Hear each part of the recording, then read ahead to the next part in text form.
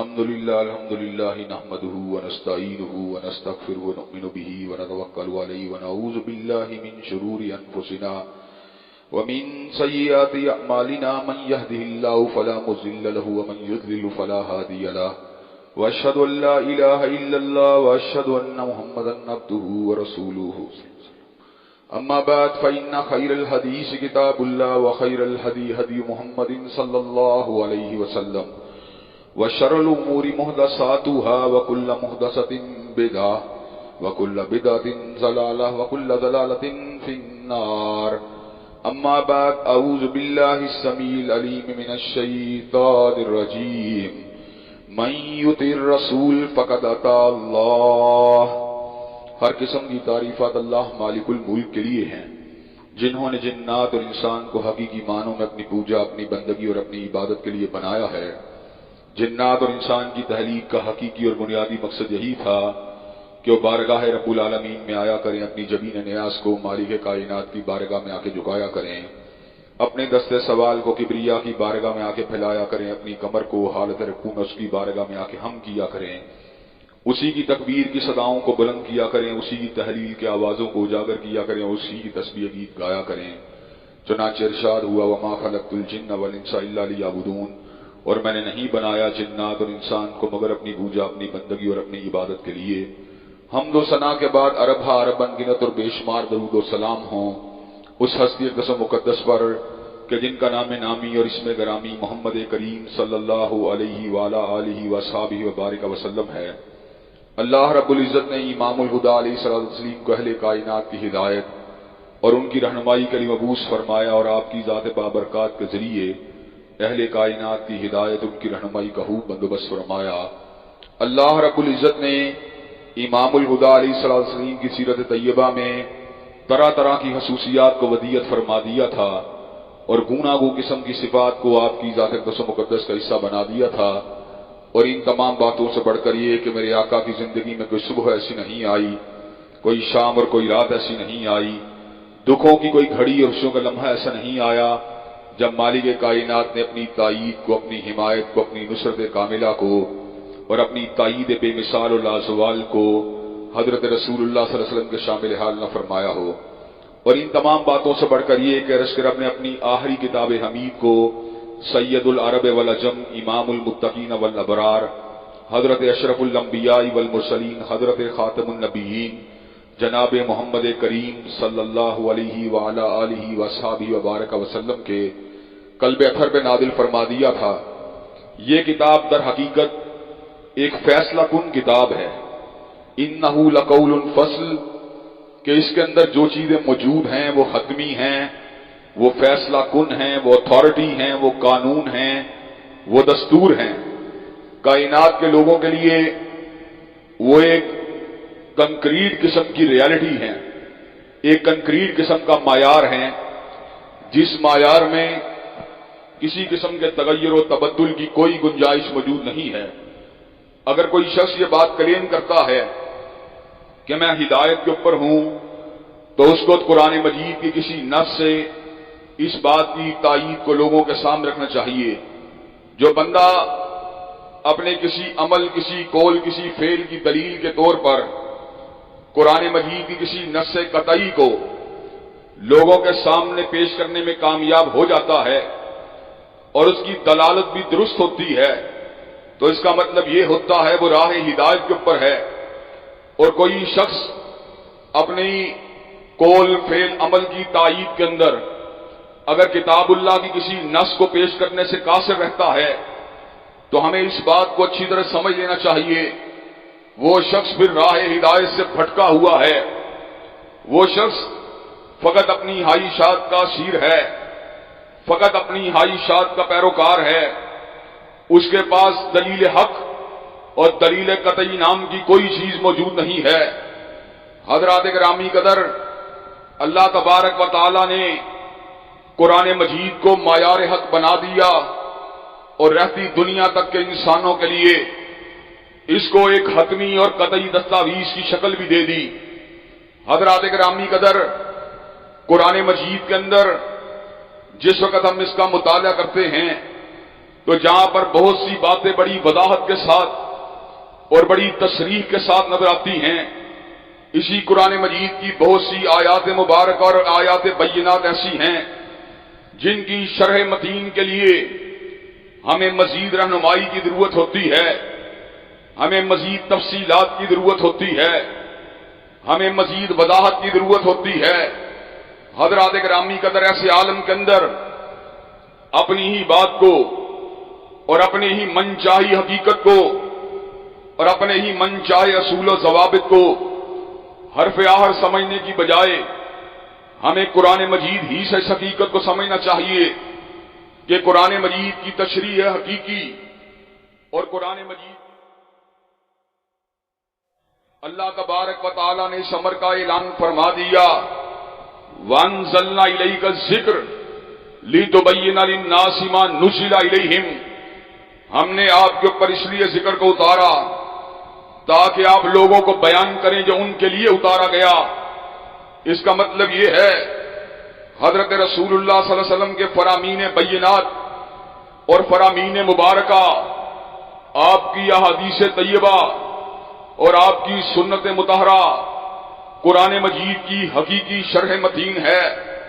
حضرات گرامی قدر ہم اس حوالے سے مختلف مکاتب فکر کے جب رویوں پہ غور کرتے ہیں تو ہمارے لیے اس بات کو سمجھنا چندہ مشکل نہیں رہتا کہ مختلف مکاتب فکر کے پیروکاروں نے اپنے اپنے علماء اور اپنے اپنے ائمہ کی بات کو قرآن مجید کی شروحات کے حوالے سے حجت مانا، دلیل مانا، حتیٰ کہ جو گمراہ ترین کائنات کے گروہ ہیں وہ بھی اس حوالے سے اپنے بڑوں کی بات کو قرآن مجید کے معاملات میں حجت اور فیصلہ کن بات سمجھتے ہیں۔ چنانچہ جب آپ مرزائیوں سے سوال کریں قرآن مجید کو سمجھنا ہو تو کیسے سمجھنا چاہیے، تو مرزائیوں کا جواب یہ ہوگا، غلام محمد قادیانی کا فہم اور غلام محمد قادیانی کا شعور اور اس کی کہی ہوئی بات قرآن مجید کے باب میں ہمارے لیے حجت کی حیثیت رکھتی ہے۔ عرصہ دراز قبل جب میں بالکل ینگ ایج میں تھا اور گورنمنٹ کالج کا اسٹوڈنٹ ہوا کرتا تھا، ایسے عالم کے اندر میری ایک قادیانی مبلغ کے ساتھ گفتگو ہوئی۔ وہ کہنے لگا کہ ہم حضرت رسول اللہ صلی اللہ علیہ وسلم کی بات کو اپنے لیے تب دلیل مانتے ہیں جب ہم غلام محمد قادیانی کی اینک سے یا اس کے ذریعے اس بات تک پہنچتے ہیں۔ میں نے کہا نیلے رنگ کی اینک پہننے والوں کو ہر طرف نیلا رنگ نظر آتا ہے اور لال رنگ کی اینک پہننے والوں کو ہر جگہ لالی نظر آتی ہے اور سبز رنگ کی اینک پہننے والوں کو ہر جگہ سبزہ نظر آتا ہے، لیکن ٹرانسپیرنٹ اینک جس کے ذریعے ماحول کا صحیح معنوں میں جائزہ لیا جائے تو رنگوں کے درمیان امتیاز کرنا انسان کے لیے ممکن ہو جاتا ہے۔ حضرات گرامی قدر وہ ٹرانسپیرنٹ اینک جس کے ذریعے قرآن مجید کی آیات بینات کی تفسیر کو سمجھنا ہمارے لیے ممکن ہے، وہ حضرت رسول اللہ صلی اللہ علیہ وسلم کے فرامین مبارکہ ہیں، آپ کی احادیث طیبہ ہیں اور آپ کی سنن مطہرہ ہیں۔ جہاں پر حضور اقدس کی بات ہوگی، جہاں پر کالی کملی والے کا فرمان ہوگا، جہاں پر آقا نامدار کی سنت ہوگی، جہاں پر آقا نامدار کی حدیث ہوگی، وہ قرآن مجید کے باب کے اندر حرف آہر ہوگی اور اس کے ہوتے ہوئے کسی اور تشریح اور توضیح کو قرآن فہمی کے باب کے اندر حجت نہیں مانا جا سکتا، قرآن فہمی کے باب کے اندر دلیل نہیں مانا جا سکتا، اس لیے کہ دین اس وقت مکمل ہو چکا تھا جب حضرت رسول اللہ صلی اللہ علیہ وسلم کائنات میں جلوہ گر تھے۔ حضرت امام ابو حنیفہ رحمۃ اللہ علیہ کی آمد سے قبل دین مکمل تھا، حضرت احمد ابن حنبل رحمۃ اللہ علیہ کی آمد سے قبل دین مکمل تھا، حضرت شافعی رحمۃ اللہ علیہ کی آمد سے قبل دین مکمل تھا، حضرت مالک کی آمد سے قبل دین مکمل تھا، حضرت ابن تیمیہ اور حافظ ابن قیم رحمۃ اللہ علیہ کی آمد سے قبل دین مکمل تھا۔ الیوم اکملت لکم دینکم واتممت علیکم نعمتی، وَرَضِيتُ لَكُمُ الْإِسْلَامَ دِينًا۔ آج کے دن اللہ تبارک و تعالیٰ فرماتے ہیں ہم نے دین کو مکمل کر دیا، نعمتوں کو تمام کر دیا۔ وَرَضِيتُ لَكُمُ الْإِسْلَامَ دِينًا، اور تمہارے لیے بطور دین اسلام کو منتخب کر لیا۔ اگر آپ آگاہانیوں سے سوال کریں دین کو کیسے سمجھنا ہے تو آگاہانی جواب میں یہ بات کہیں گے، جو آگاہان کی تشریح و تفسیر ہے وہ ہمارے لیے حجت و دلیل ہے۔ آپ شیعہ سے سوال کریں وہ یہ بات کہیں گے 12 اماموں کی باتیں ہمارے لیے حرف عار حجت و دلیل ہیں۔ حضرات گرامی قدر، لیکن قرآن کیا کہتا ہے؟ وَأَنزَلْنَا إِلَيْكَ الذِّكْرَ لِتُبَيِّنَ لِلنَّاسِ مَا نُزِّلَ إِلَيْهِمْ۔ ہم نے آپ کے اوپر ذکر کو اس لیے اتارا ہے کہ آپ لوگوں کو بیان کریں جو ان کی طرف اتارا گیا ہے۔ حضرات گرامی قدر، میں آپ کے سامنے اس بات کو گزشتہ خطبہ جمعہ کے اندر بھی رکھ رہا تھا اور عید الفطر کے اجتماع کے اندر بھی میں نے آپ حضرات کی خدمت کے اندر اس بات کو بڑے ادب کے ساتھ، بڑے احترام کے ساتھ، بڑی عاجزی اور انکسار کے ساتھ بیان کیا تھا کہ دین کے معاملات ہوں، شریعت کے امور ہوں، ان معاملات کے اندر یا اللہ کی قربت کا سفر ہو، اس سفر کے اندر اگر ہم آگے بڑھنا چاہتے ہیں، منزل کی طرف پیش قدمی کرنا چاہتے ہیں، اللہ کی قربت کے سینوں کو طے کرنا چاہتے ہیں، تو اس کے لیے 2 چیزوں کی ضرورت ہے۔ ایک چیز خلوص نیت ہے، میری نیت خالص اللہ کی رضا ہونی چاہیے۔ اگر میرا جہاد دکھلاوے کے لیے ہے، میں جہنم کی طرف سفر کر رہا ہوں۔ اگر میرا علم دکھلاوے کے لیے ہے، میں جہنم کا مسافر ہوں۔ اگر میرا انفاق ریاکاری کا مبنی ہے، میں جہنم کا مسافر ہوں۔ اس کے مد مقابل اگر میرا علم للہیت پر مبنی ہے، میں جنت کا مسافر ہوں۔ میرا جہاد کلمت اللہ کی سربلندی کے لیے ہے، میں جنت کا مسافر ہوں۔ میرا انفاق جنت کے حصول کے لیے ہے، میں اللہ تبارک و تعالیٰ کے فضل و کرم سے جنت کا مسافر ہوں۔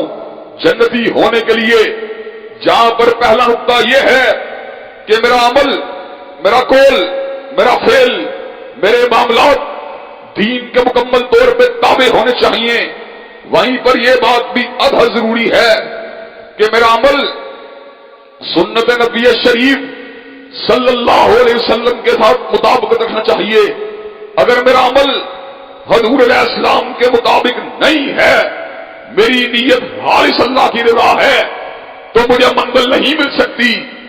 اگر منزل مل سکتی تو بدھ مذہب کے اندر بھی رب کعبہ کی قسم مخلص لوگ ہیں، ہندو مذہب کے اندر بھی مخلص پیروکار ہیں، عیسائیت کے اندر بھی اللہ کی رضا کے طلبگار مخلص لوگ مل جائیں گے۔ حتیٰ کہ یہودی جو اسلام کے بدترین دشمن ہیں، انبیاء رسول اللہ کے دشمن ہیں، ان کے قبیلے کے اندر بھی خلوص نیت رکھنے والے لوگ مل جائیں گے۔ لیکن وہ کیا چیز ہے جو یہود و نصارہ کے اعمال کو اور ہندو اور بدھ متوں کے اعمال کو اللہ کی بارگاہ کے اندر مقبول نہیں ہونے دیتی؟ وہ چیز کیا ہے جو اس نقطے کے پر انسانیت کو لے کے آتی ہے؟ وَمَن يَبْتَغِي غَيْرَ الْإِسْلَامِ دِينًا فَلَن يُقْبَلَ مِنْهُ وَهُوَ فِي الْآخِرَةِ مِنَ الْخَاسِرِينَ۔ جو غیر اسلام کو دین کے طور پہ قبول کرے گا، اللہ اس کے دین کو قبول نہیں کریں گے اور آخرت کا گھاٹا اس کا مقدر بن جائے گا۔ وہ کیا چیز ہے جو انسانیت کو کامیابی کی شاہراہ سے اتار کر ناکامی کے راستے کو دھکیل دیتی ہے؟ وہ فرق جو بدھ مذہب کو اسلام سے جدا کرتا ہے، وہ واضح فرق جو عیسائیت کو ہمارے مذہب سے جدا کرتا ہے، وہ فرق واضح طور پہ یہ ہے ہم حضرت رسول اللہ کی اتباع کرنے والے ہیں، ہم کائنات کے امام کی بات کو ماننے والے ہیں، اور وہ امام کائنات کی رسالت اللہ خالدہ کا انکار کرنے والے ہیں۔ دارالکفر اور دارالسلام کے اندر بھی فرق یہی ہے۔ دارالسلام کے ماننے والے بھی اللہ کا نام تو لیتے ہیں اور دارالکفر کہنے والے بھی مالک کائنات کی بات تو کرتے ہیں، لیکن دارالسلام کے رہنے والے حضرت رسول اللہ کو اپنا مقتدا مانتے ہیں، اور دارالکفر کے رہنے والے حضور کی امامت اور قیادت کو تسلیم کرنے کے پر آمادہ و تیار نہیں ہوتے۔ حضرات گرامی قدر، محمد فرقم بین الناس، حضرت رسول اللہ کی ذات اقدس لوگوں کے درمیان تفریق کرنے والی ہے، لوگوں کے درمیان فرق کرنے والی ہے۔ جس کا رسول مصطفیٰ ہے، جس کا مقتدا مصطفیٰ ہے، جس کا مقتدا حضرت رسول اللہ ہے، حضرت گرامی قدر وہ راہ راست کے اوپر ہے، اور جس کا مقتدا آپ کے علاوہ کوئی اور ہے وہ کبھی راہ ہدایت کے اوپر نہیں ہو سکتا۔ حضرت گرامی قدر اسی حقیقت کا ابلاغ میرے اور آپ کے رسول اور میرے اور آپ کے نبی حضرت محمد کریم نے یوں فرما دیا، لو کانا موسیٰ حیا لما وسعہ الا اتباعی، اگر موسیٰ بھی زندہ ہو کر آ جائے تو اس کو بھی میری پیروی کے بغیر زمین پہ دفن ہونے کی جگہ نہیں مل سکتی۔ حضرات گرامی قدر جس دن سیدنا عیسیٰ دمشق کی جامع مسجد کے شرقی مینار کے اوپر اتریں گے اور اس مشن عظیم کو لے کے آئیں گے، جس مشن عظیم کے نتیجے کے اندر دجال ہلاک ہوگا، حضرات گرامی قدر ایک نماز کا وقت آئے گا، حضرت امام محمد بن عبداللہ المہدی اس وقت ان کے درمیان موجود ہوں گے، نماز کا وقت آئے گا تو لوگوں کی نگاہیں سیدنا عیسیٰ کے چہرہ مبارک کے اوپر مرتکز ہوں گی۔ سیدنا عیسیٰ علیہ السلام پیچھے ہٹ کر حضرت امام مہدی کو مصلی امامت میں کھڑے کر دیں گے، اور حضرت رسول اللہ فرماتے ہیں وہ کیسا وقت ہوگا کہ عیسیٰ ابن مریم تمہارے اندر موجود ہوگا لیکن تمہارا امام تمہارے اندر سے ہوگا۔ حضرات گرامی قدر حضرت عیسیٰ علیہ السلام حضرت رسول اللہ کے امتی امام مہدی کے پیچھے نماز کو ادا کر کے اس بات کو ثابت کر دیں گے کہ اب کلمہ عیسیٰ کا نہیں چلے گا بلکہ کلمہ محمد کریم صلی اللہ علیہ وسلم کا چلے گا۔ حضرات گرامی قدر حضرت عیسیٰ علیہ السلام مقام الروحہ سے حج اور عمرے کا احرام باندھیں گے، گویا کہ حج و تمتع کا حج یا عمرہ، اور اگر حقیقی بات کی جائے تو حج تمتع کا احرام باندھیں گے۔ اس کا مقصد کیا ہوگا؟ لبیک اللہم لبیک لبیک لا شریک لک لبیک ان الحمد والنعمت لک والملک لا شریک لک۔ حضرت عیسیٰ علیہ السلام جہاں پر اس تلبیہ کو پڑھ کر اللہ کی وحدانیت کا اعلان کریں گے، وہاں پر اس تلبیہ کو پڑھ کے اس امر کا بھی اعلان کریں گے۔ عیسیٰ جو ہے اپنے طریقے کو چلانے کے لیے نہیں آیا بلکہ محمد کریم صلی اللہ علیہ وسلم کے طریقہ ہے کار کے اوپر چلنے کے لیے آیا ہے۔ حضرات گرامی قدر سیدنا عیسیٰ علیہ السلام کا حضور علیہ السلام کی اتباع کرنا اس امر کی واضح دلیل ہے کہ کائنات کا ایک ہی مرشد ہے، کائنات کا ایک ہی پیر ہے، کائنات کا ایک ہی مقتدا ہے، اور کائنات کا ایک ہی روشن چہرے والا ہے، جس کی ابتدا، جس کی ابتدا، جس کی پیروی، جس کے پیچھے چلنا، جس کے اسوے کو ماننا ہم سب لوگوں کی نجات کے لیے ضروری ہے۔ حضرات گرامی قدر ہم میں سے کوئی بندہ مخلص ہو کر حج کرنے کے لیے نکلتا ہے، 8 تاریخ کو حج کا احرام باندھنے کی بجائے 7 تاریخ کو یوم الترویہ سمجھ لیتا ہے اور 7 تاریخ کو وہ اعمال بجا لاتا ہے جو 8 تاریخ کو بجا لانے چاہیے، تو حضرات گرامی قدر کیا اس کا حج قبول ہوگا؟ اس کا حج اس لیے قبول نہیں ہوگا کہ اس نے حج تو کرنے کی نیت کی لیکن مصطفیٰ علیہ السلام کی اتباع نہیں کی۔ حضرات گرامی قدر یوم عرفات حضور علیہ السلام کی اتباع کا ایک منہ بولتا ثبوت ہے۔ عرفات کے دن مغرب کی نماز کا وقت ہوتا ہے، سورج ڈوب رہا ہوتا ہے، وہ ڈوبتے ہوئے سورج کے ساتھ لوگ حی علی الصلاۃ اور حی علی الفلاح کی اذان کو دے کر اور اقامت کو کہہ کر میدان عرفات کے اندر نماز کو ادا نہیں کرتے، حالانکہ ڈوبتے ہوئے سورج کے ساتھ مغرب کا وقت شروع ہو جاتا ہے، لیکن اس دن ڈوبتے ہوئے سورج کے ساتھ حاجی مزدلفہ کی طرف کوچ کر رہا ہوتا ہے، مزدلفہ کی طرف کوچ کر کے حاجی در حقیقت اس امر کا اعلان کر رہا ہوتا ہے۔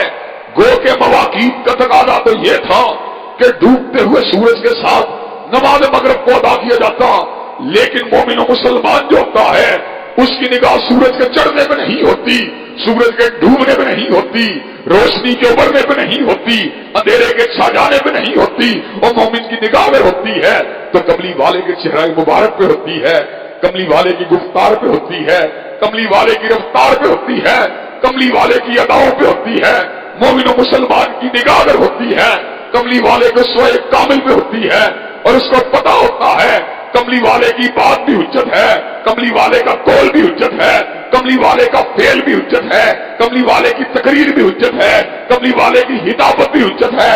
وہ اس بات کو جانتا ہے دنیا کے اندر ہر شخص غلطی کھاتا اور کھا سکتا ہے، لیکن غلطی سے پاک رب نے اگر کسی کو بنایا ہے کملی والے کو بنایا۔ حضرات گرامی قدر، وہی عمرہ کرنے والا اور وہی حج کرنے والا جب سعی کرنا شروع کرتا ہے تو سعی کا آغاز مروہ سے کرنے کی بجائے صفا سے اس لیے کرتا ہے، حالانکہ حاجیوں کی بڑی تعداد اور عمرہ کرنے والوں کی ایک بڑی تعداد صفا کے دروازے سے انٹر ہونے کی بجائے پچھلی طرف سے مروہ کے دروازوں سے انٹر ہو رہی ہوتی ہے۔ صفا اور مروہ تو دو پہاڑیوں کے نام ہیں اور ان کے درمیان چکر کرنا گانا یہ صحیح کا نام ہے۔ اگر مروہ پہاڑی سے پیچھے سے انٹر ہونے والا مروہ سے آغاز کر کے اپنے چکروں کو شروع کر دے تو کیا فرق پڑتا ہے؟ فرق یہ پڑتا ہے جس نے مروہ سے چکروں کا آغاز کیا اس نے حضور اقدس کے انداز کو نہیں مانا، آپ کے اعتبار کو نہیں مانا، آپ کی سنت کو نہیں مانا، آپ کے کردار کو نہیں مانا، اور جس نے صفا سے چکروں کا آغاز کیا اس نے در حقیقت کملی والے کے انداز کو مانا ہے، کملی والے کی اداؤں کو مانا ہے، کملی والے کی گفتار و رفتار کو مانا ہے، اور جس نے کملی والے کی گفتار و رفتار کو مانا ہے اس کی صحیح تو عند اللہ مقبول ہے، اور جس نے اپنی منمانی کی ہے اس کی صحیح عند اللہ مقبول نہیں ہو سکتی۔ حضرات گرامی قدر، کسی کے دل کے اندر حج کرنے کے دوران اور عمرہ کرنے کے دوران طواف کرتے ہوئے اس بات کا خیال آیا کہ یار بیت اللہ الحرام کتنی پیاری چیز کا نام ہے، اس کے کنارے کتنے خوبصورت ہیں، اس کی وجاہت کتنی زیادہ ہے، یہ طواف کرتے کرتے اگر میں 7 کی بجائے 9 چکروں کو لگا لوں تو ایمانداری سے یہ بات کہیے یہ 9 چکر جو ہیں کیا عند اللہ مقبول ہو سکتے ہیں؟ حضرات گرامی قدر، وہ کیا چیز ہے جو 7 چکروں کو اللہ کی قربت کا جو ہے ذریعہ بنا دیتی ہے، وہ 9 چکروں کو عند اللہ ریجیکٹ کروا دیتی ہے؟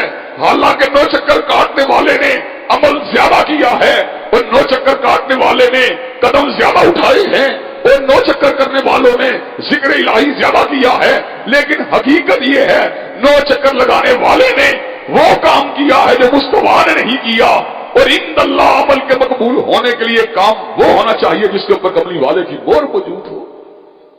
حضرات گرامی قدر، کملی والے کی ادائیں یہ دین ہے، کملی والے کی گفتار یہ دین ہے، کملی والے کی رفتار یہ دین ہے۔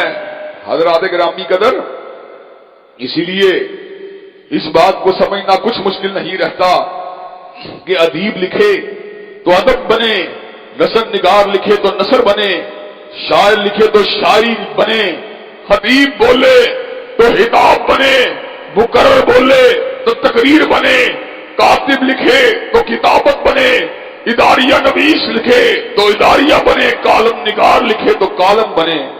لیکن میرا نبی وہ ہے ہر لفظ شریعت بنیا، ہر لفظ شریعت بنیا۔ جب نبی نے زبان ہلائی، جس وقت مصطفیٰ کی زبان ہلتی ہے وہ بات شریعت بن جاتی ہے۔ اس لیے کہ کائنات کی وہ واحد ہستی جس کی اتباع اس کی اتباع نہیں ہے بلکہ اللہ کی پیروی ہے، بلکہ اللہ کے احکامات کی پیروی ہے، وہ حضور علیہ السلام کی ذات ہے۔ حضرات گرامی قدر، جس نے خطیب کی بات کو مانا اس نے حدیب کی بات کو مانا ہے، جس نے ادیب کی بات کو مانا اس نے ادیب کی بات کو مانا ہے، جس نے شاعر کی بات کو مانا اس نے شاعر کی بات کو مانا ہے، جس نے عالم کی بات کو مانا اس نے عالم کی بات کو مانا ہے۔ لیکن ایک ہی شخصیت ہے جس نے اس کی بات کو مانا، اس نے فقط اس کی بات کو نہیں مانا بلکہ من یطع الرسول فقط اطاع اللہ۔ جس نے حضور اقدس کی بات کو مانا ہے در حقیقت اس نے فقط آپ کی بات کو نہیں مانا بلکہ اللہ کی بات کو مانا ہے۔ حضرات گرامی قدر، اس کی وجہ کیا ہے؟ اس کی وجہ یہ ہے ہر شخص اپنی ضرورت اور تمنا کے ساتھ بولتا ہے، ہر شخص اپنی غرض و غایت کے ساتھ بولتا ہے، لیکن حضرت رسول اللہ صلی اللہ علیہ وسلم جب بھی بولتے ہیں اللہ تبارک و تعالیٰ کی وحی کے تابع ہو کے بولتے ہیں۔ اس لیے حضور کی بات حجت ہے، حضور کی بات دلیل ہے، حضور کی بات آئین ہے، حضور کی بات قانون ہے۔ جو ان کی بات کو مانتا ہے وہ سیدھے راستے پر ہے، اور جس نے ان سے اپنے تعلق کو توڑ لیا وہ گمراہی کی دلدل میں اتر جائے گا۔ یاسین والقرآن الحکیم، انکا لمن المرسلین علی صراط مستقیم. حکمت والے قرآن کی قسم ہے محمد آپ رسولوں میں سے اور آپ ہی کا راستہ سیدھا راستہ ہے. وَإِنَّكَ لَتَهْدِي إِلَى صِرَاطٍ مُسْتَقِيمٍ. آپ نے جب بھی دعوت دی ہے صراط مستقیم کی دعوت دی ہے. وَإِنَّكَ لَتَدْعُوهُمْ إِلَى صِرَاطٍ مُسْتَقِيمٍ. آپ نے جب بھی دعوت دی ہے صراط مستقیم کی دعوت دی ہے. حضرت رسول اللہ نے بجا طور پہ کہا تھا کل امت یدخلون الجنہ الا من ابا. ہر شخص جنت میں چلا جائے گا مگر وہ جنت میں نہیں جا سکتا جس نے خود جنت میں جانے سے انکار کر دیا. آقا سے پوچھا گیا, کملی والے سے پوچھا گیا, رسول اللہ سے پوچھا گیا, بدر الدجا سے پوچھا گیا, شمس الضحیٰ سے پوچھا گیا, امام الاولین والآخرین سے پوچھا گیا قیل ومن ابا. حضرت رسول اللہ کا یہ بھی ہو سکتا ہے کوئی حوروں کی رفاقت سے انکار کر دے, کوئی غلمان کی خدمت سے انکار کر دے, کوئی ہری و دیبا کے لباس سے انکار کر دے, کوئی جنت کی مسجد ذرے نگاہ سے انکار کر دے, کوئی اللہ کے دیدار اور اس کی رضوان سے انکار کر دے. حضرت رسول اللہ نے اعلان فرما دیا من اطاعنی فقد دخل الجنہ ومن عصانی فقد ابا. جس نے میری بات کو مانا ہے وہ جنتی ہے اور جس نے میری نافرمانی کی گویا اس نے خود جنت میں جانے سے انکار کر دیا. چنانچہ حضرات گرامی قدر ہمیں اس حقیقت کو اپنے دل میں اتارنے کی ضرورت ہے کہ حضور کی اتباع یہ جنت کا راستہ ہے, حضور کی اتباع یہ اللہ کی محبت کا راستہ ہے, حضور کی اتباع یہ کامیابی کا راستہ ہے, حضور کی اتباع یہ سعادت کا راستہ ہے, حضور کی اتباع یہ فلاح کا راستہ ہے, حضور کی اتباع یہ بلندی کا راستہ ہے, حضور کی اتباع یہ عروج کا راستہ ہے, حضور کی اتباع یہ سکسیس کا راستہ ہے اور آپ کی نافرمانی یہ فیلئر کا راستہ ہے.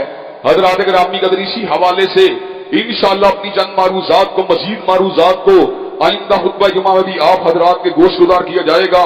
اللہ تبارک و تعالیٰ سے دعا ہے اللہ تبارک و تعالیٰ ہمیں صحیح معنوں میں حضرت رسول اللہ صلی اللہ علیہ وسلم کی اتباع کا شرف عظیم عطا فرمائے.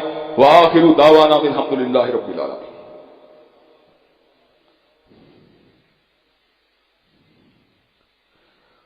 الحمدللہ نحمده ونستعینه ونستغفره ونؤمن به ونتوکل علیہ ونعوذ باللہ من شرور انفسنا ومن سیئات اعمالنا من يهده الله فلا مضل له ومن يضلل فلا هادي له واشهد ان لا اله الا الله واشهد ان محمدا عبده ورسوله.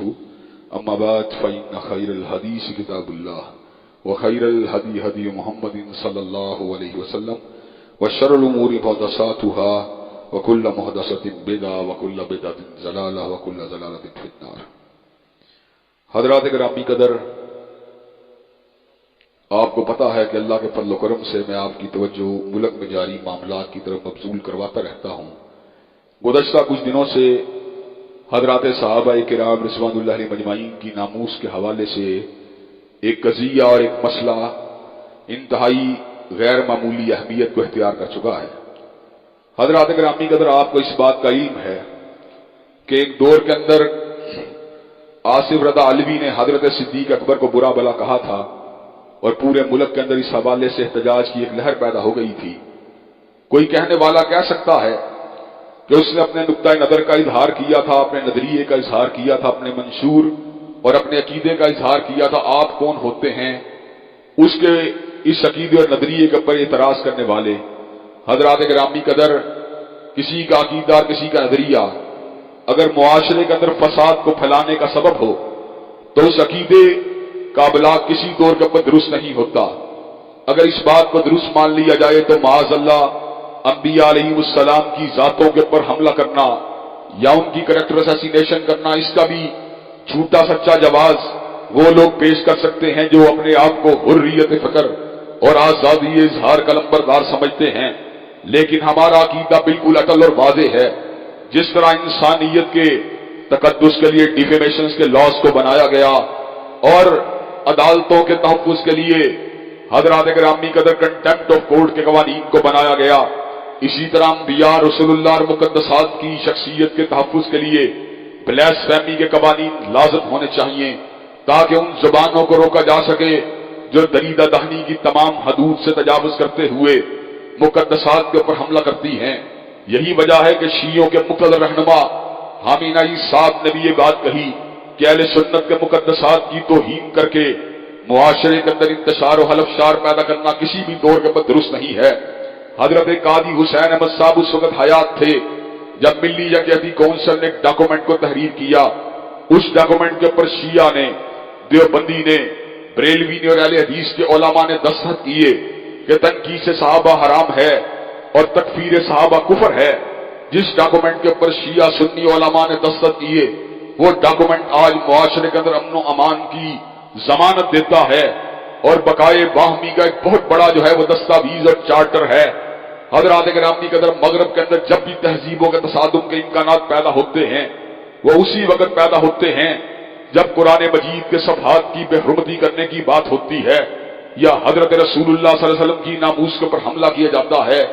حضرات گرامی کے اندر یہ کسی بھی دور کے اوپر بات نہ روا ہے، نہ جائز ہے، نہ درست ہے کہ مقدسات کی توہین کو کسی نہ کسی بہانے کے ساتھ، ہیلے کے ساتھ کیا جائے۔ حضرات گرامی کے اندر یہی وجہ ہے کہ چودھری پرویز الہی کے دور کے اندر بھی ناموس صحابہ بل کو پنجاب اسمبلی سے منظور کیا گیا، لیکن ایک سازش کے تحت گورنر پنجاب کے دستخطوں سے قبل ہی اس کو روک لیا گیا۔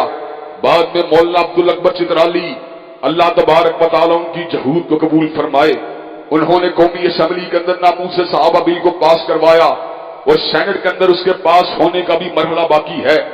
حضرات گرامی کے اندر اس کا مقصد کیا ہے؟ اس کا مقصد ہم زبانوں کو روکا جائے جو صحابہ کرام رضوان اللہ علیہ مجمعین کی تنقیص کرتی ہیں یا ان کی تکفیر کے راستے پہ چلتی ہیں۔ لیکن دکھ اور تعصب کا مقام یہ ہے، ایک رافضی ایک عرصے سے سنی مسلمان بن کر جہلم کے اندر بیٹھ کر صحابہ کرام رضوان اللہ علیہ مجمعین کے نام کے اوپر غلط قسم کے الزامات لگاتا اور ان کی ذاتوں کی کریکٹر اسیسینیشن کے اندر مصروف رہتا۔ مسند احمد کی ایک حدیث کا حوالہ دیا جو منکر ہے، جو ضعیف ہے، اور اس کا حوالہ دے کے یہ بات کہنے لگا اس حدیث کے اندر حضرت عائشہ کو ظالم کہا گیا ہے۔ اللہ کے فضل و کرم سے ہم یہ بات کہنا چاہتے ہیں، مسند احمد کی اس حدیث کے اندر سید عائشہ کے لیے ظالم کے الفاظ موجود نہیں ہیں، بدبخت کے الفاظ موجود نہیں ہیں، لیکن وہ بدستور اس بات کے اوپر ضد کرتا ہے۔ ہم نے اس کو کئی مرتبہ مناظرے کا چیلنج دیا، کئی مرتبہ مباہلے کا چیلنج دیا، لیکن بزدل اتنا ہے کہ گیدڑ کی طرح میدان سے بھاگ جاتا ہے اور چھپ چھپا کر وسواس الخناس کی طرح انسانوں کے عقائد کے اوپر حملہ کرتا ہے۔ حضرات گرامی قدر، ہم یہ بات کہنا چاہتے ہیں، تو نے سید عائشہ کو ظالم کہا، حدیث سے اس بات کو ثابت کر، ثابت نہیں کر سکتا۔ حضرت حسن سیدنا رسول اللہ کے ساتھ آپ کے ممبر مبارک کے اوپر موجود تھے، حضرت رسول اللہ کے پہلو مبارک میں بیٹھے ہوئے تھے۔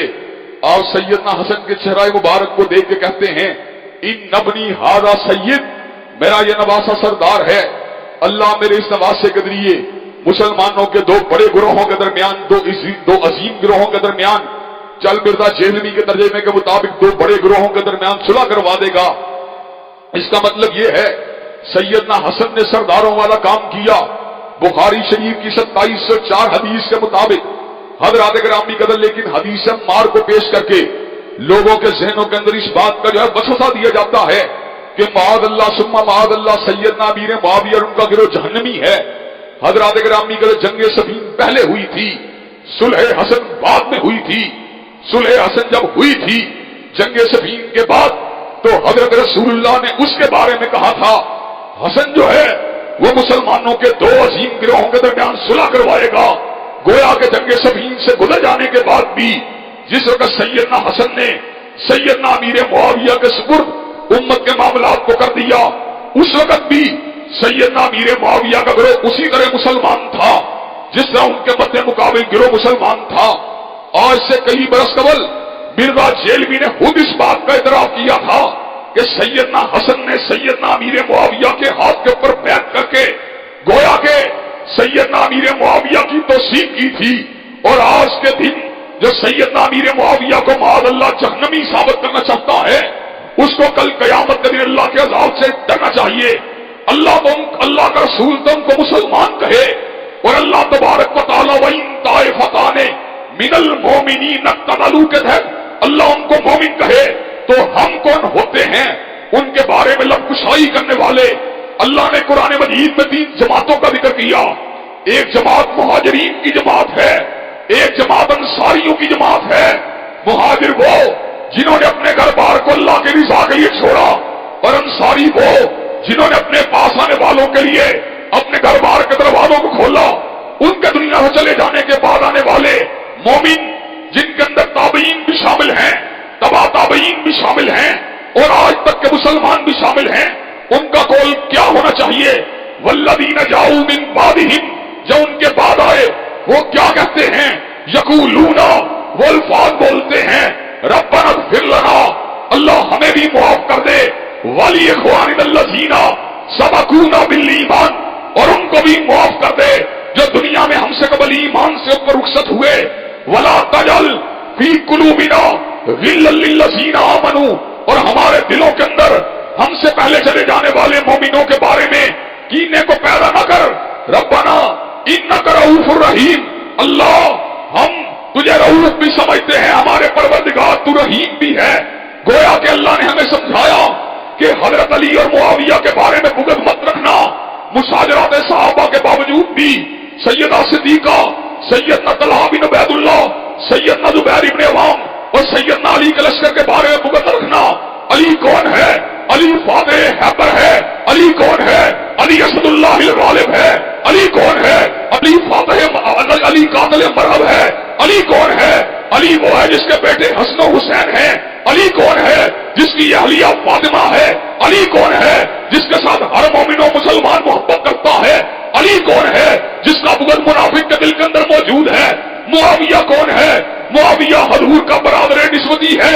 معاویہ کون ہے؟ ام حبیبہ کا بھیا ہے. معاویہ کون ہے جس کو امام بخاری نے امیر المومنین کہا؟ معاویہ کون ہے جس کو عبداللہ ابن عباس نے فقیہ کہا؟ معاویہ کون ہے جو مسلمانوں کا امیر البحر ہے؟ معاویہ کون ہے جو حضور کا کلمہ پڑھنے والا ہے؟ معاویہ کون ہے جو حضور سے روایات کو بیان کرنے والا ہے؟ علی ہمارے دل کی دھڑکن ہے. علی کا رتبہ بلند ہے. معاویہ کا رتبہ علی کے مقابلے کے اوپر نہیں ہے, لیکن معاویہ بھی حضور کا صحابی ہے. معاویہ بھی حضور کا ساتھی ہے. حضرات گرامی قدر, جب تک ہم زندہ ہیں علی المرتضیٰ کی شان اقدس کو بھی بیان کرتے رہیں گے اور معاویہ کی صحابیت کو بھی زندہ باد کرتے رہیں گے. حضرات گرامی قدر, اور جو شخص حضور کے کسی ساتھی کی ذات اقدس پہ حملہ کرے گا, اللہ کے فضل و کرم سے اس کو جیل کی سلاحوں کے پیچھے پہنچا کے چھوڑیں گے. حضرات گرامی قدر, مجھے یہ بات بتلائیے, کیا مرزا جہلمی کو جیل کی سلاحوں کے پیچھے ہونا چاہیے کہ نہیں ہونا چاہیے؟ کیا مرزا جہلمی کو قرار واقعی سزا ملنی چاہیے کہ نہیں ملنی چاہیے؟ اور مرزا جہلمی, تو نے اہل حدیث کو گالی دی.